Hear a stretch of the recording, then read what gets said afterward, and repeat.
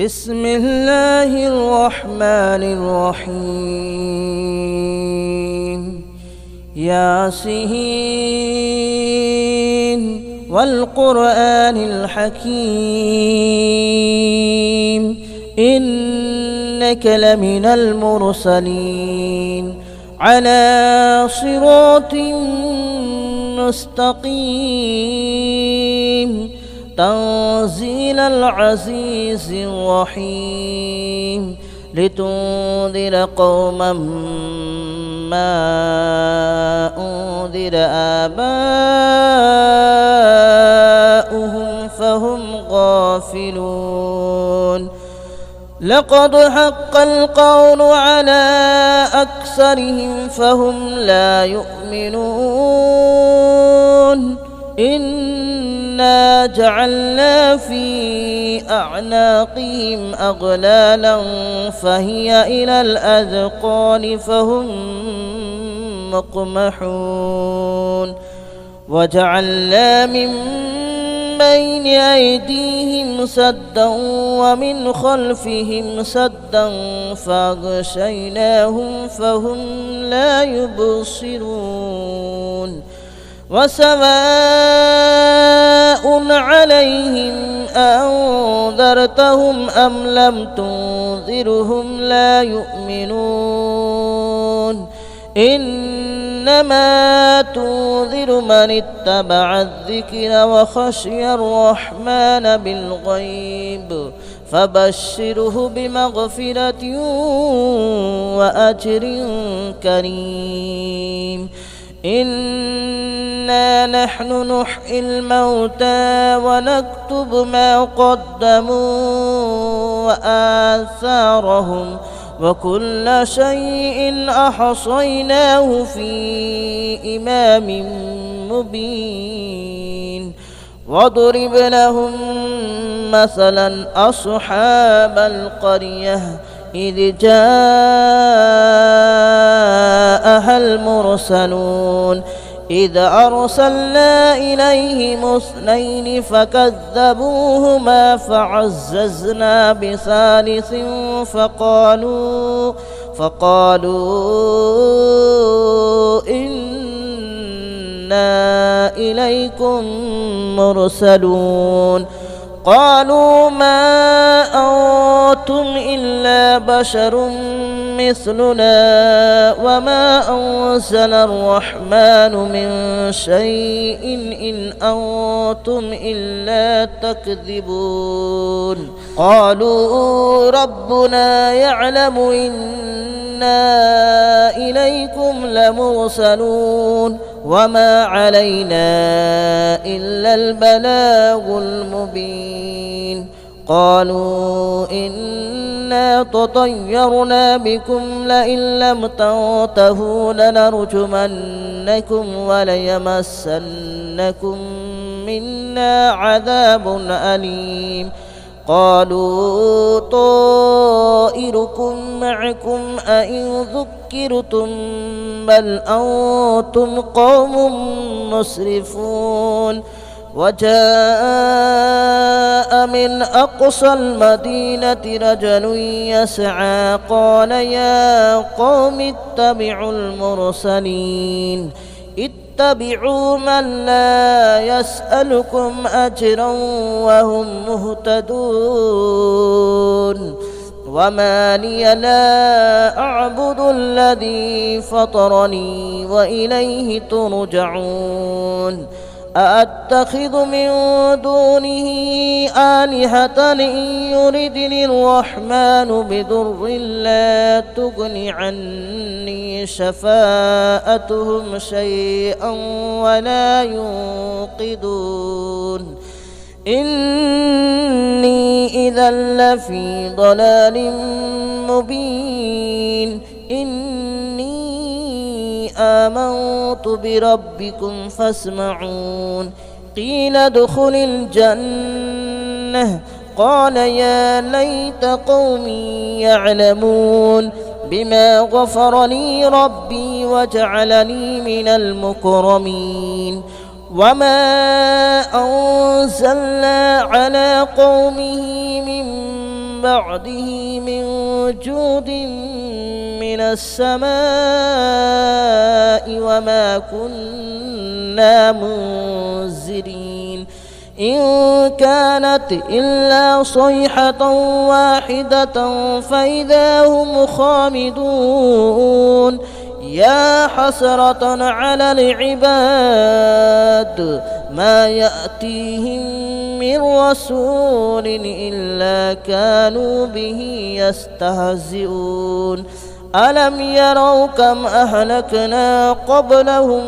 من القرون أنهم إليهم لا يرجعون وإن كل لما جميع لدينا محضرون وآية لهم الأرض الميتة أحييناها وأخرجنا منها حبا فمنه يأكلون وجعلنا فيها جنات من نخيل وأعناب وفجرنا فيها من العيون ليأكلوا من ثمره وما عملته أيديهم أفلا يشكرون سبحان الذي خلق الأزواج كلها مما تنبت الأرض ومن أنفسهم ومما لا يعلمون وآية لهم الليل نسلخ منه النهار فإذا هم مظلمون والشمس تجري لمستقر لها ذلك تقدير العزيز العليم والقمر قدرناه منازل حتى عاد كالعرجون القديم لا الشمس ينبغي لها أن تدرك القمر ولا الليل سابق النهار وكل في فلك يسبحون وآية لهم ألا حملنا ذريتهم في الفلك المشحون وخلقنا لهم من مثله ما يركبون وإن نشأ نغرقهم فلا صريخ لهم ولا هم ينقذون إلا رحمة منا ومتاعا إلى حين وإذا قيل لهم اتقوا ما بين أيديكم وما خلفكم لعلكم ترحمون وما تأتيهم من آية من آيات ربهم إلا كانوا عنها معرضين وإذا قيل لهم أنفقوا مما رزقكم الله قال الذين كفروا للذين آمنوا أنطعم من لو يشاء الله أطعمه إن أنتم إلا في ضلال مبين ويقولون متى هذا الوعد إن كنتم صادقين ما ينظرون إلا صيحة واحدة تأخذهم وهم يخصمون فلا يستطيعون توصية ولا إلى أهلهم يرجعون ونفخ في الصور فإذا هم من الأجداث إلى ربهم ينسلون قالوا يا ويلنا من بعثنا من مرقدنا هذا ما وعد الرحمن وصدق المرسلون إن كانت إلا صيحة واحدة فإذا هم جميع لدينا محضرون فاليوم لا تظلم نفس شيئا ولا تجزون إلا ما كنتم تعملون إن أصحاب الجنة اليوم في شغل فاكهون هم وأزواجهم في ظلال على الأرائك متكئون لهم فيها فاكهة ولهم ما يدعون سلام قولا من رب رحيم وامتازوا اليوم أيها المجرمون ألم أعهد إليكم يا بني آدم ألا تعبدوا الشيطان ألم أعهد إليكم يا بني آدم ألا تعبدوا الشيطان إنه لكم عدو مبين وأن اعبدوني هذا صراط مستقيم ولقد أضل منكم جبلا كثيرا أفلم تكونوا تعقلون هذه جهنم التي كنتم توعدون اصلوها اليوم بما كنتم تكفرون اليوم نختم على أفواههم وتكلمنا أيديهم وتشهد أرجلهم بما كانوا يكسبون ولو نشاء لطمسنا على أعينهم فاستبقوا الصراط فأنى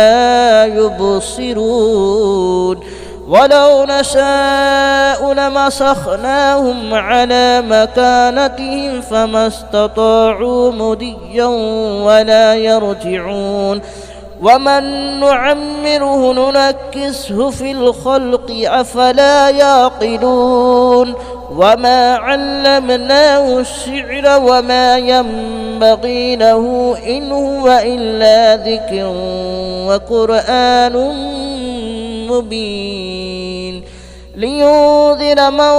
كان حيا ويحق القول على الكافرين أولم يروا أنا خلقنا لهم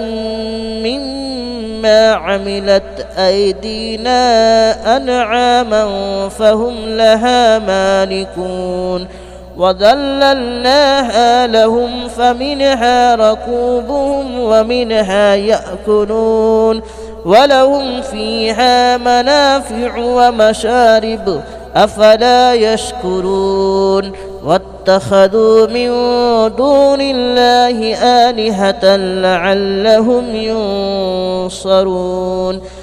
لا يستطيعون نصرهم وهم لهم جند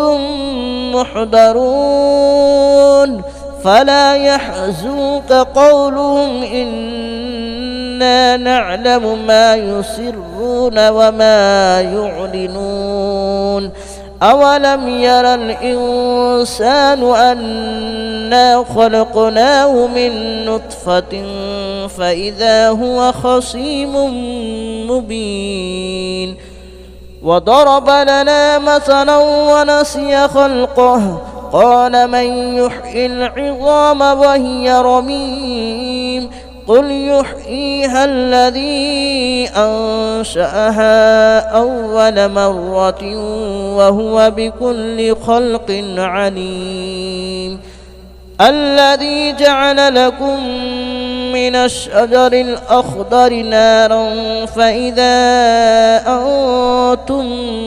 منه توقدون أوليس الذي خلق السماوات والأرض بقادر على أن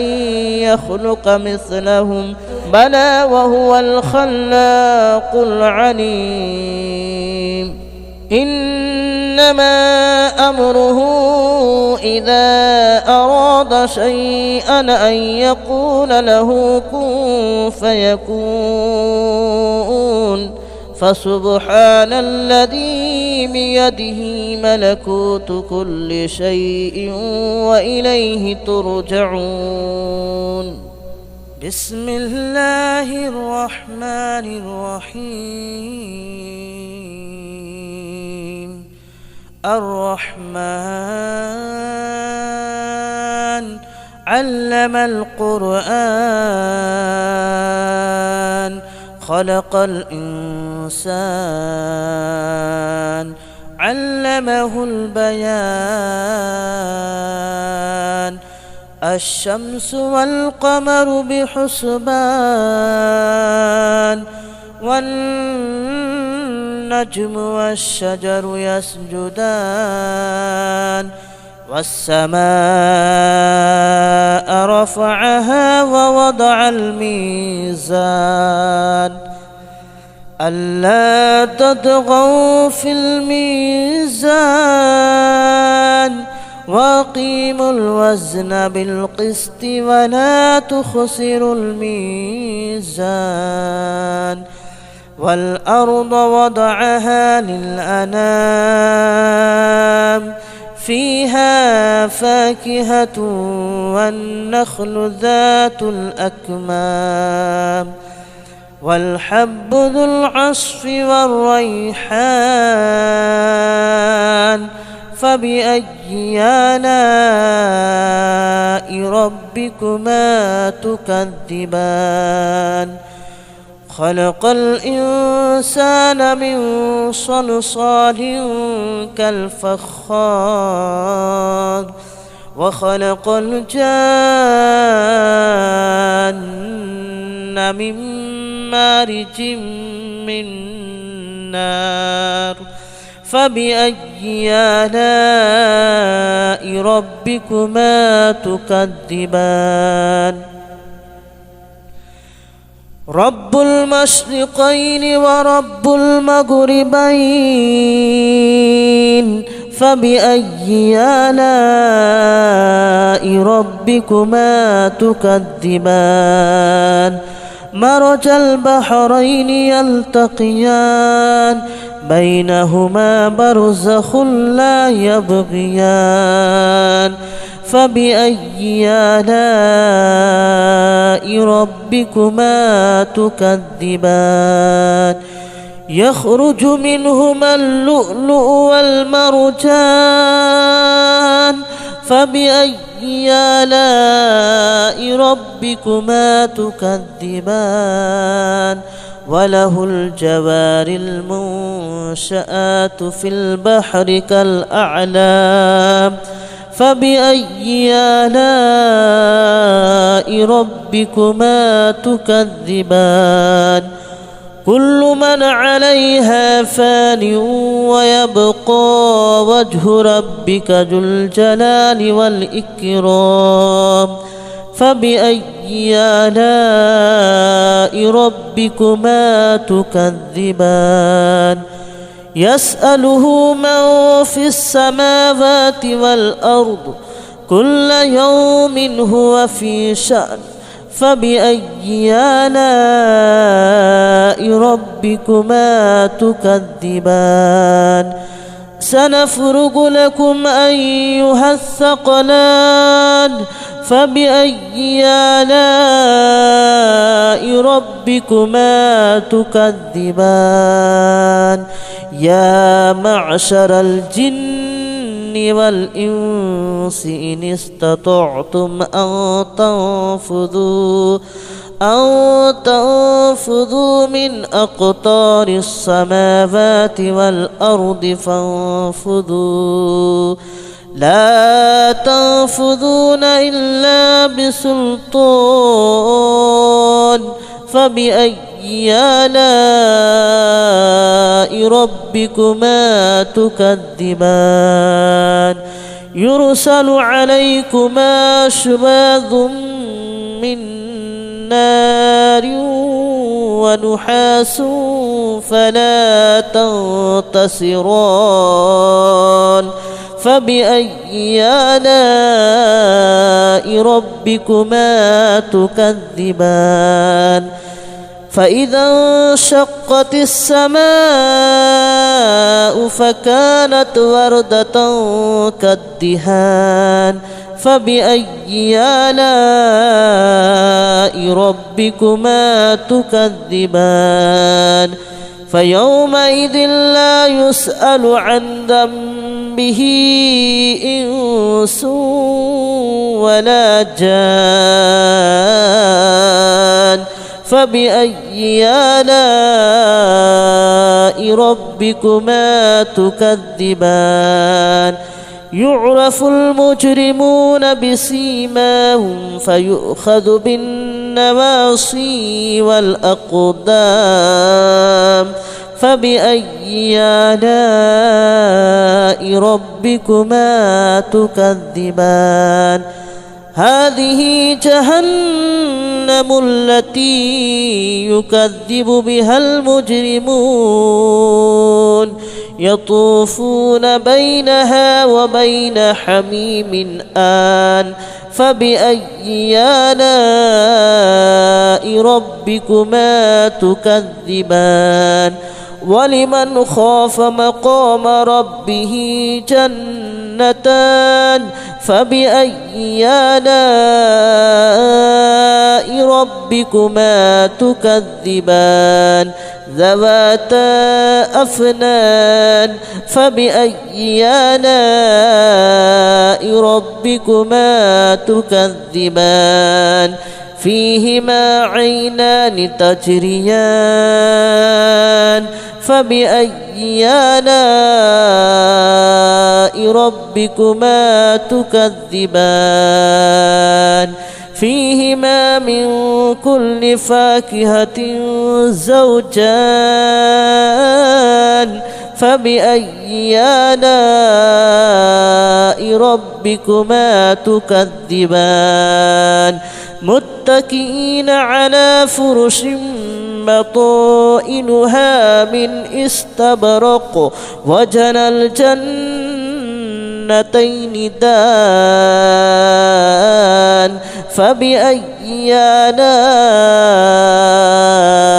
ربكما تكذبان فيهن قاصرات الطرف لم يطمثهن إنس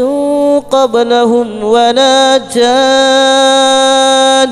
فبأي آلاء ربكما تكذبان كأنهن الياقوت والمرجان فبأي آلاء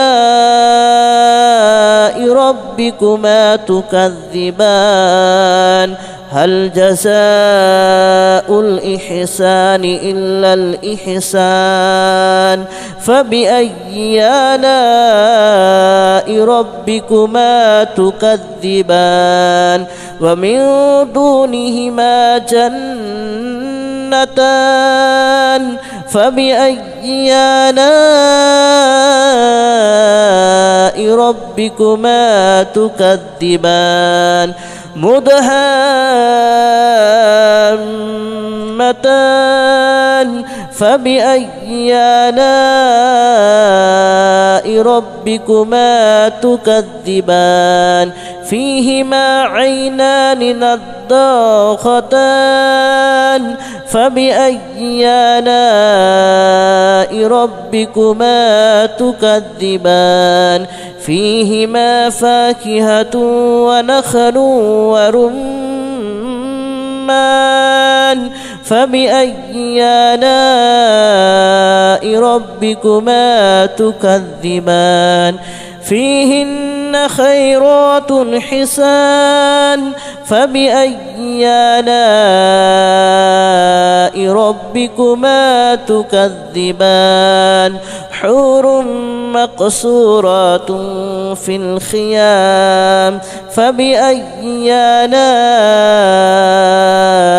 ربكما تكذبان لم يطمثهن إنس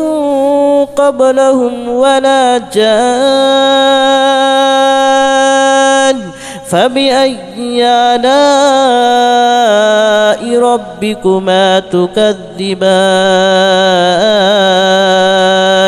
متكئين على رفرف خضر وأبقري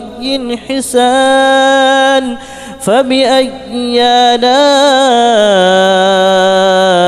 ربكما تكذبان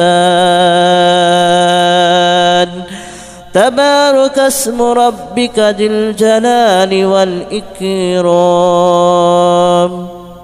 بسم الله الرحمن الرحيم إذا وقعت الواقعة ليس لوقعتها كاذبة خافضة رافعة إذا رجت الأرض رجا وبست الجبال بسا فكانت هباء منبثا وكنتم أزواجا ثلاثة فأصحاب الميمنة ما أصحاب الميمنة وأصحاب المشأمة ما أصحاب المشأمة والسابقون السابقون أولئك المقربون في جنات النعيم ثلة من الأولين وقليل من الآخرين على سرر موضونة متكئين عليها متقابلين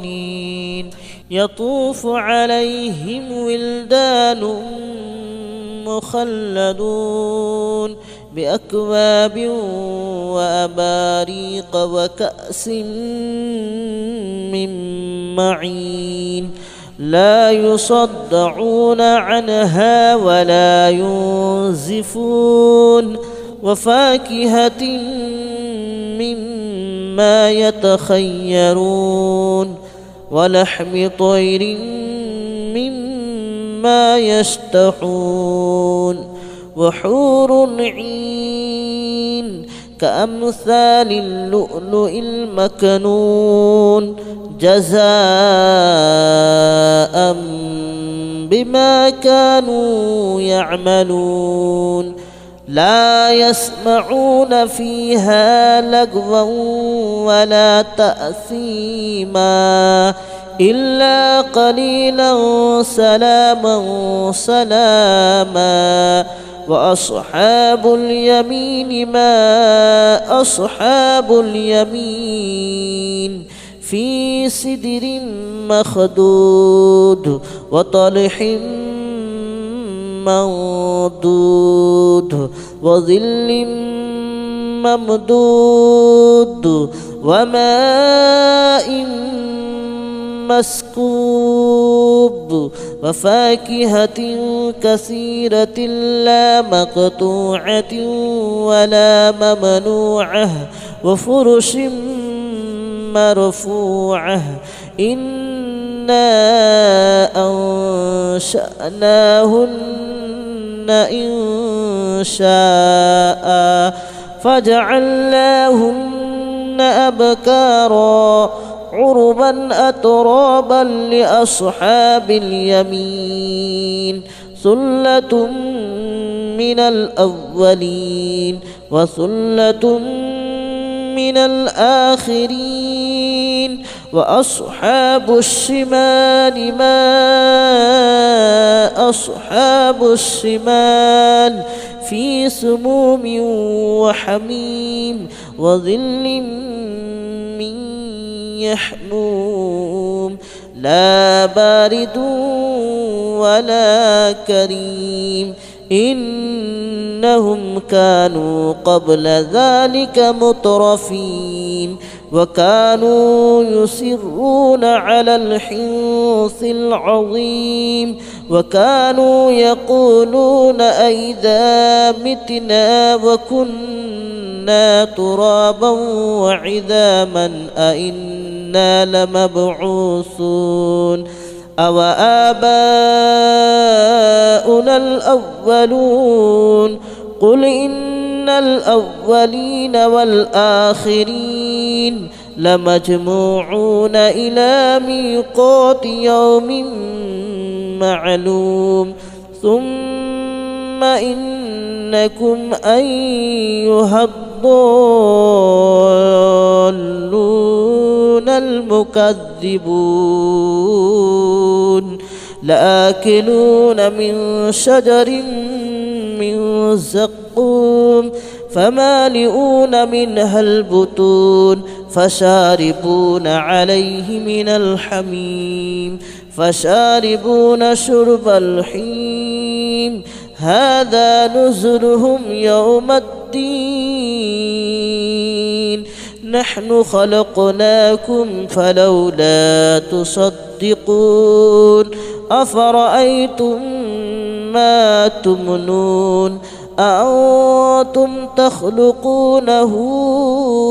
أم نحن الخالقون نحن قدرنا بينكم الموت وما نحن بمسبوقين على أن نبدل أمثالكم وننشئكم فيما لا تعلمون ولقد علمتم النشأة الأولى فلولا تذكرون أفرأيتم ما تحرثون أأنتم تزرعونه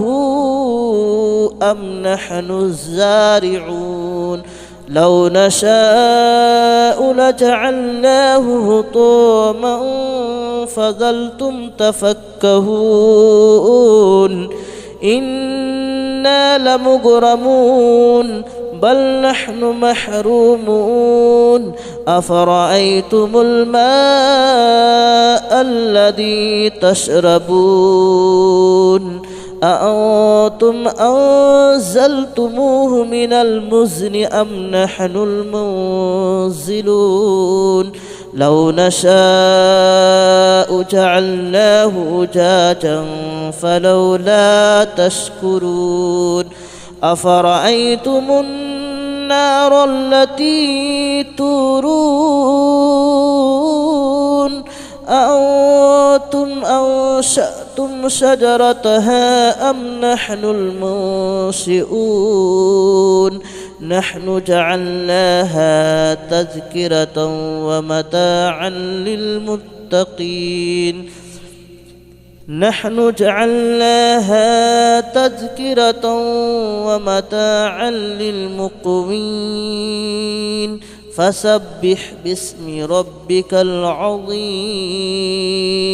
فلا أقسم بمواقع النجوم وإنه لقسم لو تعلمون عظيم إنه لقرآن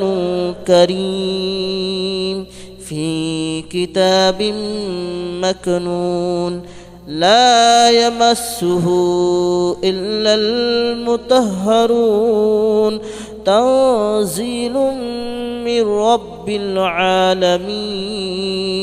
أفبهذا الحديث أنتم مدهنون وتجعلون رزقكم أنكم تكذبون فلولا إذا بلغت الحلقوم وأنتم حينئذ تنظرون ونحن أقرب إليه منكم ولكن لا تبصرون فلولا إن كنتم غير مدينين ترجعونها إن كنتم صادقين فأما إن كان من المقربين فروح وريحان وجنة جنة نعيم وأما إن كان من أصحاب اليمين فسلام لك من أصحاب اليمين وأما إن كان من المكذبين الضالين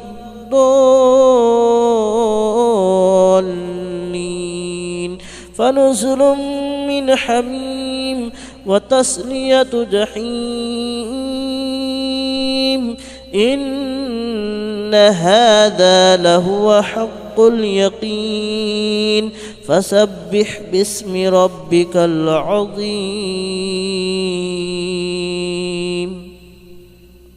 بسم الله الرحمن الرحيم تبارك الذي بيده الملك وهو على كل شيء قدير الذي خلق الموت والحياة ليبلوكم أيكم أحسن عملا وهو العزيز الغفور الذي خلق 7 سماوات طباقا ما ترى في خلق الرحمن من تفاؤت فارجع البصر هل ترى من فطور ثم ارجع البصر كرتين ينقلب إليك البصر خاسئا وهو حسير ولقد زينا السماء الدنيا بمصابيح وجعلناها رجوما للشياطين وأعتدنا لهم عذاب السعير وللذين كفروا بربهم عذاب جهنم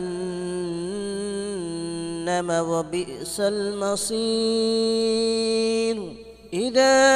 ألقوا فيها سمعوا لها شهيقا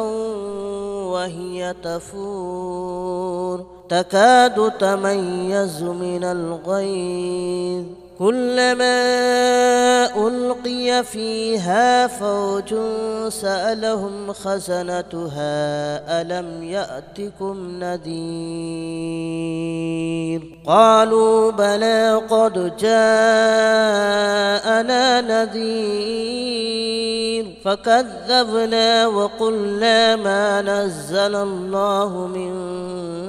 شيء إن أنتم إلا في ضلال كبير وقالوا لو كنا نسمع أو نعقل ما كنا في أصحاب السعير فاعترفوا بذنبهم فسحقا لأصحاب السعير إن الذين يخشون ربهم بالغيب لهم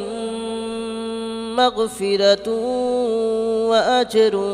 كبير وأسروا قولكم أو اجهروا به إنه عليم بذات الصدور ألا يعلم من خلق وهو اللطيف الخبير هو الذي جعل لكم الأرض ذلولا فامشوا في مناكبها وكلوا من رزقه وإليه النشور أأمنتم من في السماء أن يخسف بكم الأرض فإذا هي تمور أم أمنتم من في السماء أن يرسل عليكم حاسبا فستعلمون كيف نذير ولقد كذب الذين من قبلهم فكيف كان نكير أولم يروا إلى الطير فوقهم صافات ويقبضن ما يمسكهن إلا الرحمن إنه بكل شيء بصير أمن هذا الذي هو جند لكم ينصركم من دون الرحمن إن الكافرون إلا في غرور أمن هذا الذي يرزقكم إن أمسك رزقه بل لجوا في عتو ونفور أفمن يمشي مكبا على وجهه أهدى أمن يمشي سويا على صراط مستقيم قل هو الذي أنشأكم وجعل لكم السمع والأبصار والأفئدة قليلا ما تشكرون قل هو الذي ذرأكم في الأرض وإليه تحشرون ويقولون متى هذا الوعد إن كنتم صادقين قل إنما العلم عند الله وإنما أنا نذير مبين فلما رأوه زلفة سيئت وجوه الذين كفروا وقيل هذا الذي كنتم به تدعون قل أرأيتم إن أهلكني الله ومن معي أو رحمنا فمن يجير الكافرين من عذاب أليم قل هو الرحمن آمنا به وعليه توكلنا فستعلمون من هو في ضلال مبين قل أرأيتم إن أصبح ماؤكم غورا فمن يأتيكم بماء معين